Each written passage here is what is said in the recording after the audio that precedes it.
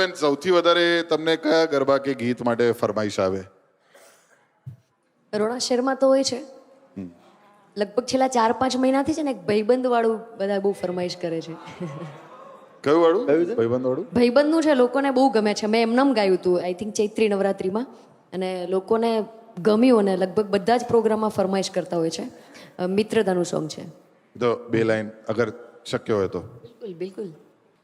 અરે લોહીનો નતો સંબંધ હતો, લાગણીની હતી યારી, દોસ્તીના અમે સમખાતા એવી ભાઈબંધી અમારી, કે હારે ફરતા ને હારે રમતા યાદ આવે એ દિન, કાલે જાય કાળજે વાલા, ભાઈબંધો એ દિલથી વાલા, કાલે જાય કાળજે વાલા, ભાઈબંધો એ દિલથી વાલા. ક્યાં બાત, વાહ. ખૂબ સરસ ગીત, ગમી ગયું આપણને. બહુ મસ્ત. જોરદાર. આપણા વિશે ગીતો ને એવું લાગે આપણા ચાર વિશે. આખો કાળજામાં આવી જાય એવો છે આ તો પાછો. ગલગોટો પણ બહુ મારો ફેવરેટ છે.